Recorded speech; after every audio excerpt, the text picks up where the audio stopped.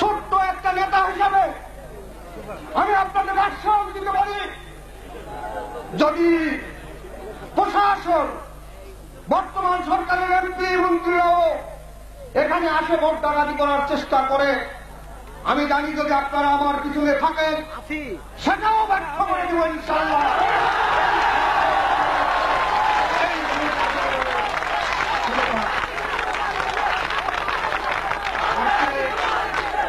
আজকে এক ভাই বললেন যে 40 টাকা সর মাংস। আমি এটা বলতে চাইনি, কারণ আজকে আপনারাই বুঝছেন এই হাতে 40 টাকার মাংস না 80 টাকার মাংস, 70 টাকার মাংস আপনারাই কিনছেন। 140। তবে আমি আপনাদের অনুরোধ করি, আজকে আপনাদের অনুরোধ করব, শোনেন, এই ইউনিয়নের দুটি দল ছিল, 40-50 বছর ধরে তারা ভোট করছেন এখানে। আমার বাবাও করেছেন, আমার বড় বিলাস চাষাও করেছেন, আমরা ভোট করেছি, কিন্তু কোনদিন কিন্তু বক্তৃতা দেয় নাই যে অমুককে এই ইউনিয়নে ঢুকতে দেওয়া যাবে না। এই বক্তৃতা কিন্তু আমরা কোনদিন দেয় নাই যে পুরুষের মাটিতে বন্ধু চেয়ারিংয়ের জায়গা হবে না। আমি আপনাদের বিবেকের পর্যায়ে, আপনাদের বিবেকের কাছে আমি আমার ফরিয়াদ জানাতে পারি যে আপনাদের সন্তান হিসাবে আমার এই পুরুষ থাকা হবে কিনা, আপনাদের সন্তান হিসাবে আমার পরিবার পরিজন নিয়ে আপনাদের সাথে বসবাস করতে পারবো কিনা, এর হিসাব আপনারা 1 তারিখে ব্যালটের মাধ্যমে মিলাইয়া দিবেন।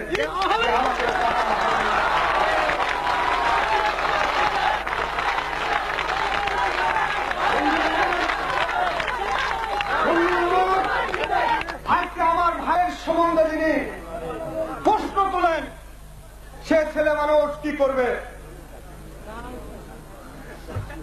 আজকে আমি তাদের সম্বন্ধেও প্রশ্ন তুলতে চাই, প্রশ্ন তুলতে পারি। তারা কি করবে, তারা কি করবে, তারা কি করেছে? আজকে একজন ইউনিয়নের চেয়ারম্যানের কর্তব্য কি, একজন চেয়ারম্যান কি কি করতে পারে, আমার তো মনে হয় এইটুকু অনেকেই ভালোভাবে জানে না। আজকে একটা ইউনিয়ন পরিষদের চেয়ারম্যান হলো এলাকার উন্নয়ন করা, এলাকার শান্তি শৃঙ্খলা বিঘ্ন হলে প্রশাসনের সঙ্গে ঘনিষ্ঠভাবে যোগাযোগ রক্ষা করে সেই শান্তি শৃঙ্খলা রক্ষা করা। এখানে যদি অবিচার অন্যায় হয় তাহলে ওই চেয়ারম্যানের সাইডের সেগুলা বাধা দেওয়ার কথা এবং প্রতিবাদ করার কথা। এই হলো চেয়ারম্যানের ক্ষমতা। চেয়ারম্যানের অধীনে কি পুলিশ আছে? চেয়ারম্যানের অধীনে মিলিটারি আছে? চেয়ারম্যান কি কারো কোমরে দড়ি লাগাতে পারে? পারে না। কিন্তু তারপরেও আমরা দেখি ক্ষমতার অপব্যবহার হয়, তারপরেও আমরা দেখি যে মানুষকে অন্যায়ভাবে মারপিট করা হয়, তারপরেও আমরা দেখি চেয়ারম্যান হওয়া তো দূরের কথা, এখন এই ইউনিয়নের মানুষ তাকে চেয়ারম্যান করবে কিনা তার আগে একদিন ভাই এই চেয়ারম্যান আমি শুনি যে ইউনিয়ন ভাগ করে দিচ্ছে,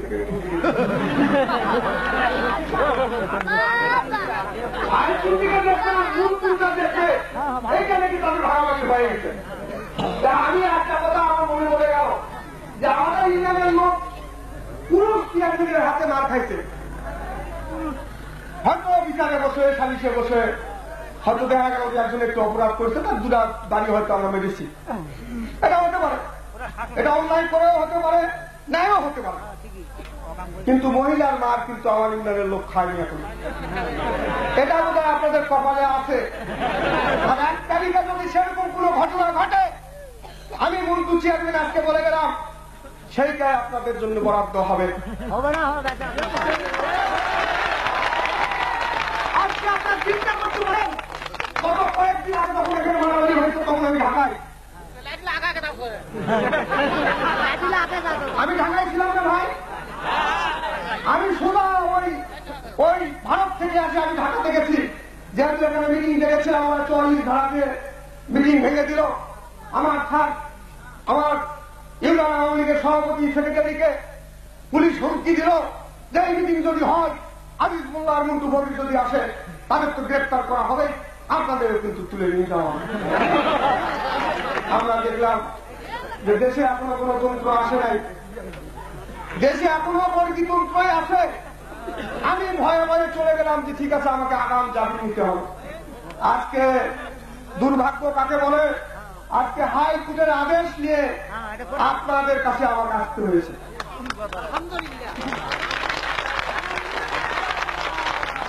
আজকে আমার বাড়ি, আমার ভাই আপনারা, আমার বাবা আপনারা, আমার চাচা আপনারা, আমার বন্ধু আপনারা, আপনাদের কাছে আসতো, আজকে আমাকে হাইকোর্টের প্রোটেকশন নিয়ে আসতে হচ্ছে। এরপর কয়ে গেলে কি ভালো গণতান্ত্রিক দেশ, মহারাষ্ট্রের গণতন্ত্রের দেশ, মহারাষ্ট্রের অর্থাৎ আধুনিকতম গণতন্ত্রের দেশটা। কোন গণতন্ত্র যে গণতন্ত্র মিটিং করতে দেয় না, কোন গণতন্ত্র যে গণতন্ত্র অন্যায়ের প্রতিবাদকারীকে সন্ত্রাসী বানায়, সেই গণতান্ত্রিক দেশ বলে মহারাষ্ট্র গণতান্ত্রিক দেশ হয়ে গেছে। এখন বুঝে, তবে একটি জিনিস আপনারা বুঝতে পেরেছেন কিন্তু, যে ভালো মানুষ যদি নেতৃত্বে না থাকে তাহলে এলাকার কি পরিস্থিতি হয় আপনারা কিন্তু এই 13 মাসে এইটুকু অন্তত বুঝেছে, বুঝেন নাই? বুঝেছেন? তাহলে এইটুকুই বিশাল বুঝেছেন। আর কিছু উপকার হোক আর না হোক, আমার জনগণ অন্তত, আমার কর্মী এবং আমার নেতারা অন্তত শিক্ষিত কিছুটা হলো, অভিজ্ঞতা কিছুটা সঞ্চয় করেছে, এইটা একটা লাভ সৃষ্টি হয়ে যাবে। সুতরাং এখন আমি ওই দুঃখটাকে শুনতাম যে আমার সেই কালো টাকার মালিক বলে যে ৬,০০০ ভোট কিনতে কত টাকা লাগবে। আমাকে একজন জিজ্ঞাসা করলো যে ভাই ইনকা পরিকল্পনা ৩,০০০ ভোট আছে আর ৩,০০০ কিনবে আপনাদের দুই দল থেকে। আমার কিরকম ক্ষমতা ব্যাটিং নাই, আমার মামার গালার দড়ি লাগাচ্ছি। আরে যুবগণ, আপনার গালার দড়ি লাগাতে কোনক্ষণ এটা ভাববেন না।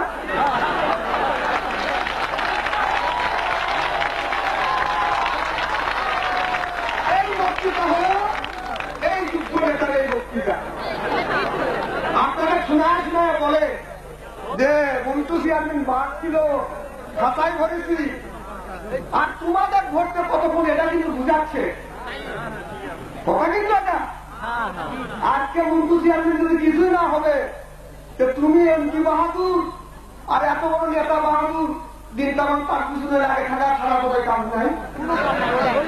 আপনারা পার্লামেন্ট নির্বাচনের সময় করে গ্রামে গ্রামে বিদ্যুৎ দিবেন, পাকা রাস্তা দিবেন, তো দেখি ১.৫ বছর তো ধরে না, একটা রাস্তাও তো পাকা হয় নাই।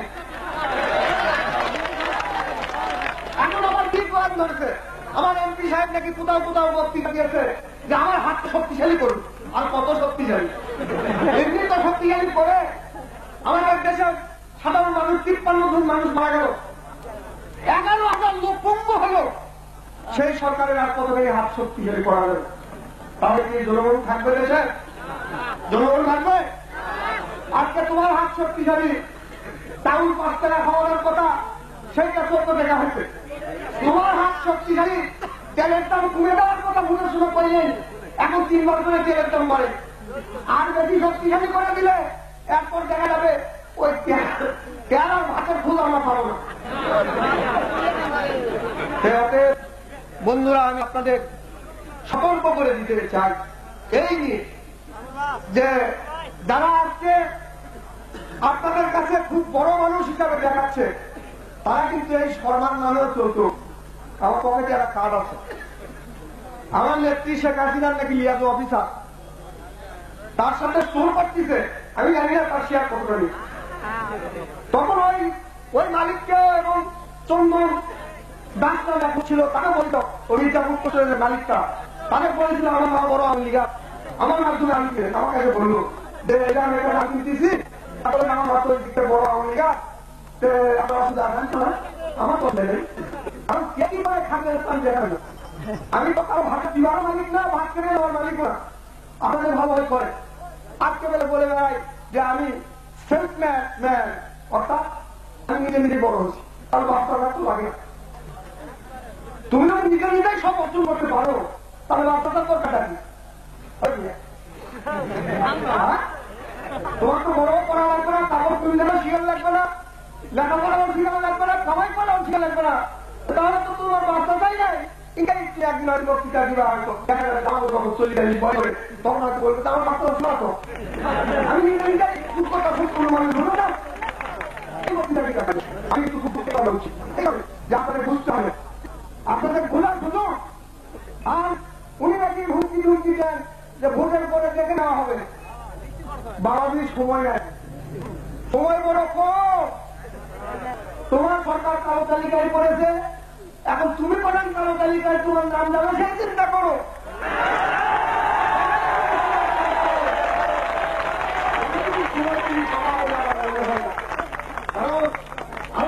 একটা জিনিস বলেছে, একটা জিনিস আপনারা জানেন যে মুসলমান যে কোন জুলুমকারী, কোন নির্যাতনকারী, কোন দুঃশাসক কোনদিন বেশি দিন টিকে থাকতে পারে না। এদের পতন কিন্তু শুরু হয়ে গেছে। আপনারা কালো তালিকা করেন, আমার ওই যে মোল্লা ভাই আছে, আর এক বড় নেতা আছেন ওই যে জিপি সাহেব, মমিন আহমদ চৌধুরী সাহেব, এরপরে কিন্তু আল্লাহ পাকের ইচ্ছা হলে আমি বিশ্বাস করি যে বিগত আওয়ামী লীগের টাইমে যেভাবে ধান চালের তেল লবণ সারের দাম ফিরছিল, বাংলাদেশের মানুষ যদি এরপর পাগল না হয় তাহলে শেখ হাসিনা আবার ক্ষমতায় আসবে। সেদিন যেন আমার চিন্তা আপনারা ভুল না হয়।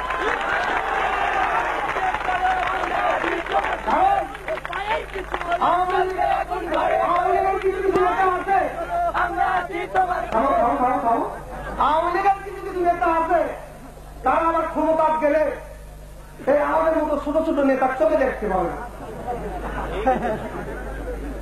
আমরা কি কয় বোঝার চেষ্টা করে না, কিন্তু ভোট নেওয়ার সময় কিন্তু এই আমাদের এই লাগে।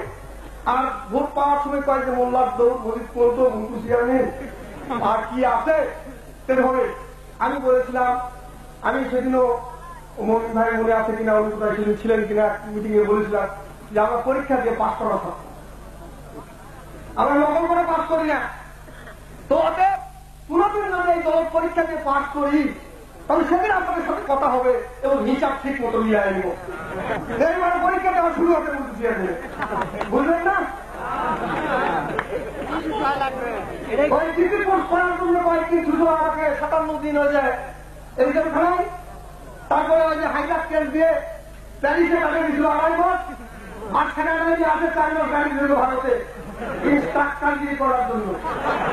পাস করে আসছি ইনশাল্লাহ, ভয়ের কোনো কারণ নেই। আজকে আমার কাছে কিনা কে গল্প করে বেড়াবে, মধু চেয়ারে দুনা পুরু কেনে বাংলাদেশে আরো আগে কিনা তাই না রাজনীতি। আমার কথা হলো যে আমি আমার বলে আজকে তোমার হয়েছে আমি বলে আপনার সন্দেহ না করে যে মধু চেয়ারে নিয়ে এইটা যদি সন্দেহ না থাকে তাহলে ওই নেতার সকালে না কর যে মধু চেয়ার কিন্তু আছে আছে। এরপরে মধু চেয়ার ডিগ্রা দিল যে আর যে ভাবে ভোট হোক, ভোট তাকে দিবে সেই চেয়ারম্যান হবে, কিন্তু এক ভোট নিয়ে তার চেয়ারম্যান হওয়া যাবে না। এই মেসেজটা বুঝে দাও, কারণ টাকা তার কাছে গেছে, টাকার তো স্টক নেই, বুঝলেন? টাকা তার কাছে গেছে, তার মনে হয়েছে টাকা ছিটালে বোধহয় মানুষ বেঈমান ভোট ফেরত সবগুলো ভোট দেয়, সেটা দালাল ভাই ভালো করে বুঝে গেছে।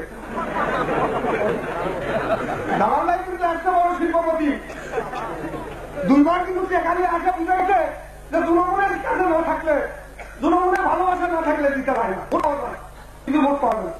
কারণ আপনাদের মধ্যে যেমন মীর মতন মোহনলাল, যেমন ওই ভালো আছে, যেমন মির্জাফর, এদেরও কিন্তু বসবাস। সুতরাং বাংলার যেমন একবার সূর্য ডুবে গেছিল, আজকে যদি আপনারা ভুল করেন তাহলে আজকে অনেক কথা বলছি আমি শুনি, এই চুরি ডাকাতি, এই হুন্ডা হাইজা, এটা এটার কথা শুনি। ওই যে আমার ভাই মুখের ডাক্তার বললেন যে উনি যখন চেয়ারম্যান ছিলেন, আপনারা বুকে হাত বলেন তো কোন সড়ক পাওয়ারা দিচ্ছেন আপনারা কোনদিন? আজকে সেবা তো দূরের কথা, সুন্দর সময় হুন্ডা হারায়। আর দোষ হয় মন্টু চেয়ারম্যান মানে হয়তো কি ওই যে হানিফ সন্তানের একটা ক্যান্সার ছিল, সে কি হয়েছে ওই মানব পূর্ণবল হয়তো খেলা নিয়ে ভাঙ্গারি কি হয়েছে, ওখানে 2 জন পূর্ণবল গাড়িতে ভাঙ্গারি, মন্টু চেয়ারম্যান এখন হয়তো ভাঙ্গারি, বাকিগুলো হবে সব করে মন্টু চেয়ারম্যানের তো তোমরা ক্ষমতায় মন্টু চেয়ারম্যানের তো চুরি হয়ে আমার গাঁত একটি বক্তৃতা দিচ্ছে যে মুন্টু চেয়ারম্যান এতদিন নেতাগিরি করলো, তাই গায়ে কি কি করেছে। আমি বললাম বাহ, তোমার ভোট দেওয়া চেয়ারম্যান শামসুল ভাই ক্ষমতায়, আর আমি করবো রাস্তা। তোমার এমপি হলো ক্ষমতায়, আর আমার আনতে হবে আমি বাক্য দিয়েছি। এই বক্তৃতা দিয়ে আমার ঢাকা তো আগে শুধু বলে গেল যে তোমার করবে কি ভাই, ওগুলা পাওয়া যায় না। কারণ তবে আমি একটু বলতে চাই, আমার আত্মীয় তারা বিশ্বাসকারী আল্লাহ পছন্দ করে না। তারা আমাদের আত্মীয়, আমাদের ভাগনা, আমি ভাবি যদি আপনাদের মনে ভালো লাগে ভোট দিলেন, আর যদি ভালো না লাগে, যদি আমাদের এই ইতিহাস থেকে আপনারা চিন্তাকে যদি প্রত্যাখ্যান করেন, আমি খুশি হব। আর আপনারা এবং আমার দলের প্রতি, আমার পরিবারের প্রতি, আমার প্রতি যে সহমতি আপনারা দেখাইছেন, দোয়া করেছেন, যতটুকু আপনারা সহমর্মিতা দেখাইছেন, আমি আজকে আপনাদের কাছে অর্ডার দিয়ে গেলাম। আমি যতদিন পৃথিবীতে বেঁচে আছি, আপনারা আমাকে ভোট দেন চাই না দেন, আমি আপনাদের কাছে থাকবো।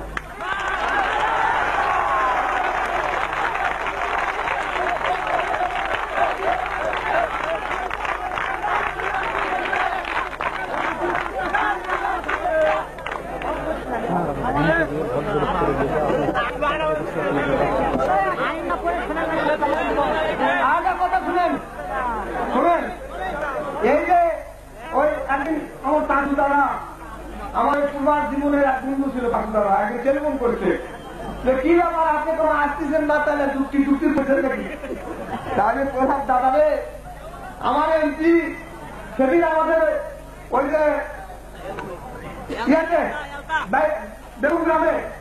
বেগুন গ্রামে হত্যাকাণ্ড সংগঠিত হলো, 4টা নিরীহ মানুষ মারা গেল, 7টা। আর এমপি সাহেব চ্যানেল আয়ের ওনার যখন ওই টেলিভিশনে ক্যামেরা ধরা হলো, আমি তো তখন সেদিন আসি কোনো আসছে ওখান থেকে, আমি যদি এমপি সাহেব হঠাৎ বলে বসলেন যে এটা এই বিরোধী দলের কাজ, এটা যারা এই সরকারকে ডিস্টার্ব করার জন্য, এই সরকারকে আরো মানে জনপ্রিয়তার ধস নামার জন্য, এই সরকারকে বিভক্ত করার জন্য এগুলা করেছে, এটা বিরোধী দলের কাজ। আমি তো মনে করলাম যে বাবা, এই সময় যদি আমি যাই, আমার এমপি সাহেব তো একটা ভালো মৌকা পাবে। আমি সেই জন্য ভয় করি না, আমি শুধু ভয় করতেছিলাম এই কারণে যে আমি ওই 1 মার্চ পর্যন্ত আপনাদের সাথে থাকতে চাই। আর ওই 1 মার্চে এই ক্ষমতা বানানোর এই ইউনিয়নের মানুষের ভোট ডাকাতি করতে পারে কিনা, এইটা শুধু আমার দেখার একটি শখ, যে আপনাদের সাথে থাকে এই দেখবো। তারপরে আমরা যদি আমাকে নিয়ে যায় বা বাঁধলে রাখে, তার জন্য আমার কোন চিন্তা ছিল না। কারণ আমি তখন বলেছিলাম যে দোস্ত তুই তো বুঝবো না, এই যে কয়েকদিন আগে এক মারামারি হচ্ছে, ওদের চেয়ার টেবিল ভাঙিয়ে সব ইয়া হয়ে গেছে, মেহনত করে আমার কথা হচ্ছে 411 কেস মাল পাওয়া গেলে কিন্তু 411 কেস হয়, আর ওই কেসে কিন্তু জেলে হওয়ার সম্ভাবনা খুব বেশি। ওরা কোন চুরি আর আমার করাছে, মানে চুরে ভাঙলে মানে চুরের মাল হেফাজত করানো তারা বললেন, এদের উদ্দেশ্য কি? এরা কি মানুষ? এদেরকে মনুষ্যত্ব বলে কোন জিনিস নেই? এরা কি কিছু বুঝা না? একবার পাওয়া হয়েছে আমাদের বন্ধু চেয়ার ঠিক সময় আসলে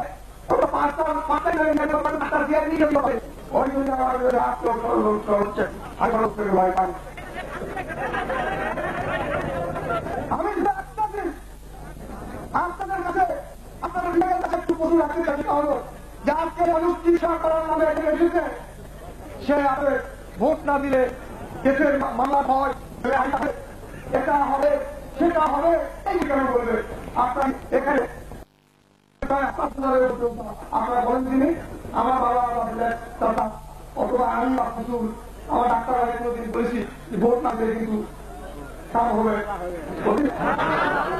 আজকে তারা কেন আগে তারা কিদুকে বলছে এই কথা, আজকে তারা কিদুকে আপনার কাছে 2,000 টাকা দিয়ে ভোট দিয়ে যাচ্ছে, তা কিন্তু মনে আছে আপনাদের বুঝতে হবে।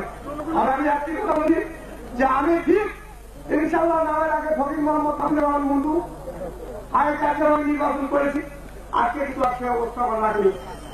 কারণ এমপি সাহেব আর আমার ওই ভাগিরা এমন ভাবে লাগছে যে প্রতি আমার নামের যে সার্থকতা দেওয়ার চেষ্টা করতেছে।